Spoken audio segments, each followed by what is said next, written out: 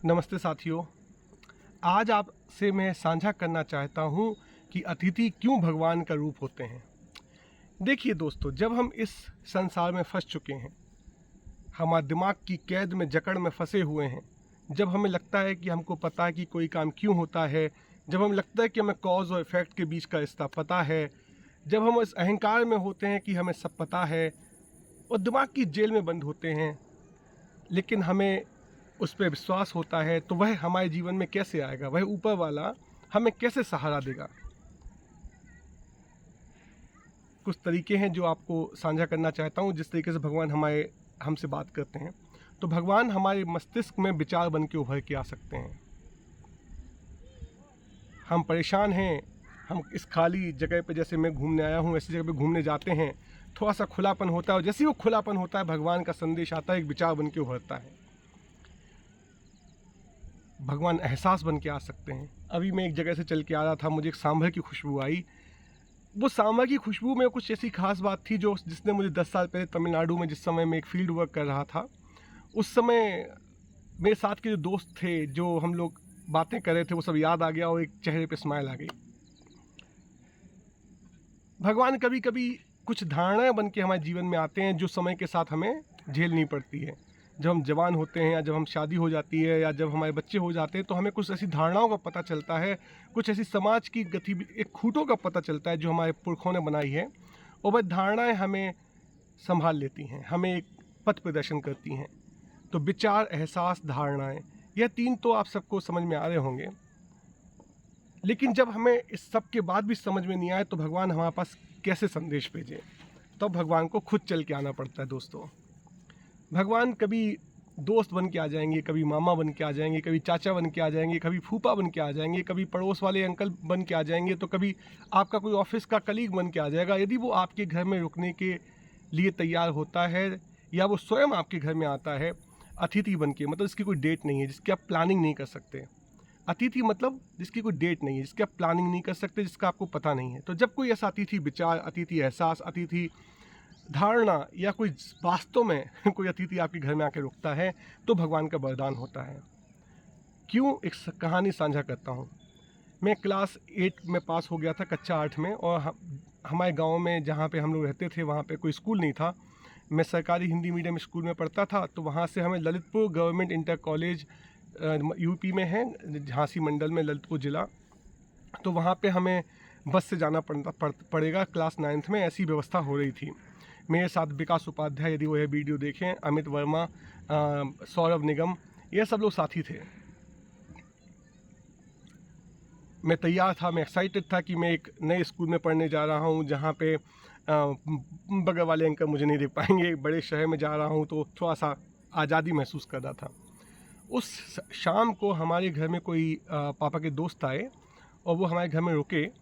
और शाम को जब पापा ने मुझसे कहा कि बेटा चाय लेके आओ, मम्मी से बोला चाय भिजवाओ, तो मैं एक ट्रे में चाय लेके जा रहा था। कुछ ऐसी नमकीन या बिस्किट आने में लेट हो गया, तो मैं पर्दे के पीछे खड़े होकर चाय पकड़े हुए हूँ और नमकीन बिस्किट का इंतज़ार कर रहा हूँ। मम्मी किचन में है और नमकीन बिस्किट लेके आने वाली थी। तो मैंने उन अंकल के मुंह से एक बात सुनी, और जिसने मुझे जीवन में बहुत सहारा दिया। मैं उन अंकल का नाम नहीं जानता, मैं उनकी शक्ल नहीं देखी, लेकिन सुना। वो अंकल मेरे पिताजी से बोल रहे थे, आपका बच्चा क्लास 9th में बाहर जाने वाला है। क्लास 9, 10, 11, 12, यदि ये 4 साल बच्चे नहीं बिगड़ते हैं ना, तो बच्चों की ज़िंदगी में बहुत खुशियाँ आ जाती हैं, बच्चे बहुत ही सक्सेसफुल होते हैं। यह शब्द मैंने सुन लिए, मैंने ज़्यादा विचार नहीं किया, लेकिन कान में पड़ गए और मैंने उसको चलते फिरते भूल गया। फिर जब मैं विकास को याद होगा, अमित को शायद याद हो, हम लोग जब कॉलेज में गए, तो काफ़ी नई नई चीज़ें पता चलती थी, क्योंकि हम लोग युवा हो रहे थे। तो कुछ गंदा साहित्य दिखता था, कोई गंदी बातें सुनने को मिलती थी। कभी कुछ बच्चे हैं, कुछ शैतानी करते रहते हैं। तो जब जब मुझे वो गंदा साहित्य या गंदी बातें सुनाई देती थी, या कुछ लोग बोलते थे कि ये काम कर लो, मुझे वो अंकल की बात याद आ जाती थी। मुझे याद आ जाता था कि अंकल ने कहा था कि बेटा, पापा से कहा था, मुझसे नहीं कहा था, मैं तो सिर्फ सुना था कि यदि मैं 4 साल अपने आप को बचा लूँगा, तो ज़िंदगी में सक्सेसफुल हो जाऊँगा। चलिए वहाँ से निकले बचते हुए। क्लास 9th में मुझे महुआ शिफ्ट होना पड़ा। प्रशांत वर्मा, यदि ये वीडियो देख रहे हों, तो प्रशांत को याद होगा, हम लोगों ने काफ़ी मस्ती की। हम लोग एक बार तो एक बियर की बोतल 5-6 बच्चे मिल के पी रहे थे क्लास 9th के, और सब ऐसे दिखाए थे जैसे हम सबको नशा चढ़ गया हो। और बियर में सबसे खास बात यह है कि टीवी में देखते थे कि बियर में पानी मिलाते हैं, तो हम सब लोग 5 गिलास में 5-6 दोस्त मिलके बियर डाल रहे थे, ऊपर से दुगना पानी डाल रहे थे, उसके बाद उसके बाद भी लगातार चढ़ रही है, ऐसे एक्टिंग कर रहे थे। वो तो 1 घंटे बाद प्रशांत ने कहा कि भाई चढ़ी बड़ी नहीं है मुझे, तब मैंने भी कहा मुझे चढ़ी बड़ी नहीं है, तब जाके हम लोग होश में आए। कहने का मतलब ऐसे एडवेंचर होते हैं उस उम्र में, ऐसी गलतियां होती हैं, वह उम्र ही कुछ ऐसी होती है, क्योंकि वो गलतियां ही कभी कभी सिखाने का निमित्त बनती हैं। लेकिन जब भी मैंने इस तरह की कुछ शैतानी की, किसी के साथ मुझे लड़ना है, या किसी को कोई प्रेम पत्र लिखना है, या किसी को छेड़ना है, तो दिमाग के पिछले हिस्से में वो बात हमेशा रहती थी कि ये सब हो तो रहा है, लेकिन यही 4 साल हैं, बच गए तो ठीक है, नहीं बचे तो गड़बड़ हो जाएगी। हर दिन, हर शाम, हर सुबह, हर रात जब जब कुछ गलत करने का भाव आता था, वो लाइन अंकल की गूंजती थी कानों में। उस अतिथि ने मेरी ज़िंदगी बचा ली। ऐसे कई मौके हैं दोस्तों, जब लोग घर में आए और कुछ ऐसा कह गए कि बहुत फ़ायदे की चीज़ हो गई।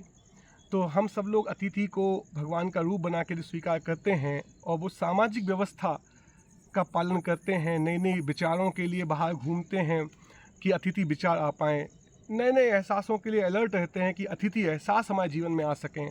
और जब सामाजिक धारणाएं जो हज़ारों सालों के खूंटे हमारी ज़िंदगी में आते हैं, तब हम उनको तोड़े नहीं, उनका सम्मान करें, इन अतिथियों का, विचार, धारणाओं, एहसासों, घर में आए हुए अतिथियों का, तो भगवान का संदेश सीधे हमारे कानों तक पहुँचेगा और जीवन की धारा बदल जाएगी। तो दोस्तों याद रखिए, अतिथि भगवान हैं। जब हम अतिथियों का सम्मान करते हैं, भगवान का सम्मान करते हैं, तो जो बिना बुलाई परेशानियां हमारे जीवन में आती हैं, जो पीड़ा हमारे जीवन में आती है, उस समय भगवान के अतिथि हम बन जाते हैं, और भगवान हमारे सब प्रॉब्लम सॉल्व कर देते हैं। इसी उम्मीद के साथ कि हम अतिथि को घर में बुलाने की जो महत्व है उसको पहचानें, खुलापन से। गांधी जी कहते थे, खिड़कियां खुली रखो, अतिथि विचार आने दो, अतिथि एहसास आने दो, अतिथि धारणाएं आने दो, अतिथि लोगों को आने दो। समझ गए होंगे आप। आपको अर्पण। बहुत बहुत धन्यवाद।